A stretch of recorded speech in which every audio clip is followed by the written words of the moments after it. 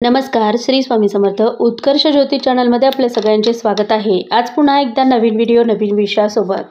2 सप्टेंबरला आहे पिठोरी अमावस्या, ज्या दिवशी शेतकऱ्यांचा आवडता सण पोळा देखील साजरा केला जातो. या पिठोरी अमावस्येला बैलपोळा मोठ्या उत्साहात साजरा केला जातो. श्रावण महिन्यातील शेवटचा दिवस अर्थातच श्रावण अमावस्या यंदा 2024ला श्रावण अमावस्या आहे 2 सप्टेंबरला, जिचा आरंभ होतोय सोमवारी 2 सप्टेंबरला पहाटे 5:22 अमावस्या समाप्ती आहे 3 सप्टेंबरला सकाळी 7:26. अमावस्या तिथीला आकाशात चंद्र दिसत नाही आणि म्हणूनच व्यक्तीला किंवा लहान मुलांना चिडचिड करण्याला वाव मिळतो.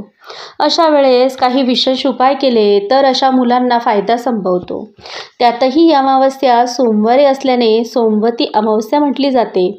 या सोमवती अमावस्येच्या दिवशी अर्थातच जी मुलं चिडखोर असतील, हट्टी असतील, तापट असतील, अवज्ञाकारी असतील अशा मुलांना काही उपाय करून फायदा होत असतो. मग यासाठी कुठला उपाय केला जावा ज्यायोगे मुलांना फायदा तर होईलच, तसेच अमावस्याला असा काही उपाय करता येतो का ज्यामुळे घरातील सदस्यांचे, लहान मोठ्या व्यक्तींचे, सोबतच वास्तूचे आणि वाहनांचेही संरक्षण होईल? चला तर मग जाणून घेऊया असे काही प्रभावी उपाय ज्यायोगे आपल्या कुटुंबाला फायदा तर होईलच, सोबतच कुटुंबाचे संरक्षण देखील होईल. जाणून घेऊया विशेष माहिती. मात्र त्याआधी आपण जर माझ्या चॅनलला सबस्क्राईब केलं नसेल तर ते आज अवश्य करा आणि सोबतच माझे व्हिडिओ जर आवडत असतील तर त्यांना लाईक आणि शेअर करायला सुद्धा विसरू नका. मागील एका व्हिडिओमध्ये आपण घराच्या संरक्षणासाठी बांधली जाणारी गोरक्ष चिंच कशी बांधावी, त्यावर कुठली सेवा करावी याबद्दल सविस्तर चर्चा केली.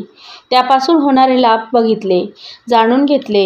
या व्हिडिओची लिंक डिस्क्रिप्शन बॉक्समध्ये उपलब्ध आहे, ज्यामुळे तुम्ही पुन्हा तो व्हिडिओ बघू शकता. आपल्या घरातील लहान मुलं जर चिडचिड करत असतील, हट्टीपणा करत असतील, तापट असतील, अवज्ञाकारी असतील किंवा खोडकर असतील तर अशा मुलांना या त्रासापासून राहत मिळण्यासाठी या मुलांवरून संध्याकाळी दिवे लागणीला थोडीशी काळी तीळ हातात घेऊन 7 वेळा उतरवून दक्षिणेला फेकून दिल्यास मुलांना फायदा होतो. या मुलांचं रडणं, चिडचिड करणं थांबतं. मागील व्हिडिओमध्ये सांगितल्याप्रमाणे गोरक्ष चिंच, जिचे वेगवेगळे फायदे असले तरी घराच्या संरक्षणासाठी तिचा उपयोग महत्त्वाचा मानला जातो. या गोरक्ष चिंचेवर काही विशिष्ट सेवा करून ती मुख्य दरवाजावर टांगून ठेवल्यास कोणत्याही प्रकारच्या नजरदोषापासून किंवा अशुभ शक्तींपासून घराचे संरक्षण सोबत घरातील व्यक्तींचे संरक्षण होते. या दिवशी अनायासे श्रावणी सोमवार आणि अमावस्या असल्याने महादेवाच्या पिंडीवर अभिषेक करून ते तीर्थ मुलांना दिल्यास त्यांचा हट्टीपणा, तापटपणा कमी होण्यास मदत होऊन विद्याभ्यासात किंवा अभ्यासात त्यांची प्रगती संभवते. त्याचबरोबर या दिवशी महादेवाच्या पिंडीवर अभिषेक करून ते तीर्थ आजारी व्यक्ती असतील किंवा व्यसनी असतील, आळशी असतील अशा प्रत्येक व्यक्तीला हे तीर्थ दिले तर ते विशेष लाभदायी ठरते आणि त्यांचे आजार दूर होण्यास मदत होते. जर असे व्यक्ती कोणत्याही प्रकारच्या व्यसन करत असतील तर त्या व्यसनांपासून त्यांची सुटका होईल. जर या प्रकारे तीर्थ तुमच्या मुलांना अथवा घरातील व्यक्तींना रोज दिले तर विशेष लाभ होऊन कुटुंबात शांतता प्रस्थापित होते आणि कुटुंबियांच्या स्वभावामध्ये सकारात्मक बदल पाहायला मिळतो. तुम्हाला जर एखादा आजारी व्यक्ती असेल किंवा तत्सम समस्या असेल तर त्यासाठी काही विशेष उपाय सांगितले जातात, ज्यात प्रामुख्याने काही उतार्यांचा समावेश असतो. या उतार्यांबद्दल आपल्याला जर काही माहिती हवी असेल तर नित्यसेवा ग्रंथात त्याची माहिती आपल्याला मिळेल. ती व्यवस्थित वाचन केल्यास आपल्याला फायदा होईल.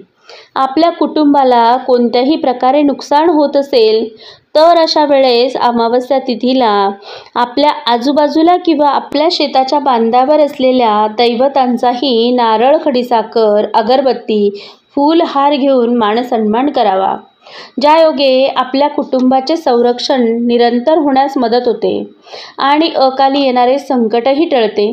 म्हणून छोटे छोटे उपाय आपण करून पाहावे. जर आपल्या कुटुंबातील सदस्यांना कुटुंबाला कुणाची वाईट नजर लागली असेल तर आपोआपच त्यांना यश प्रगती लाभेल। या दिवशी आपल्याकडे असलेल्या सर्व वाहनांची साफसफाई करून त्यांचाही उतारा करावा।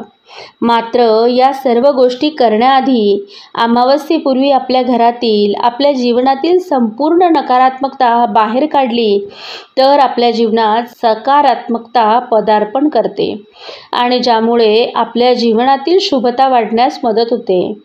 खूप वेळा मोठमोठ्या सेवा करण्याकडे विशेष कल बघितला जातो, परंतु ज्या दुर्लक्षित छोट्या छोट्या गोष्टी आहेत त्या छोट्या छोट्या गोष्टींमधलं अध्यात्म जाणून घेऊन त्या दृष्टिकोनातून सेवा केल्यास मनुष्य जीवनाला समृद्धता येते आणि विशेष असे लाभ देखील होतात।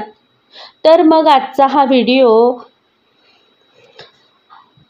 आजच्या या व्हिडिओमधून छोटासा प्रयत्न आपल्या कुटुंबाला येणाऱ्या संकटांपासून बचावासाठी असलेली छोटीशी सेवा माहिती आपल्यापर्यंत पोहोचवण्याचा। पुढील व्हिडिओमध्ये आपण पिठोरी अमावस्येची कहाणी बघूया। तोपर्यंत हा व्हिडिओ अवश्य बघा आणि चॅनलवर नवीन असाल तर अवश्य सबस्क्राईब करा। धन्यवाद। श्री स्वामी समर्थ।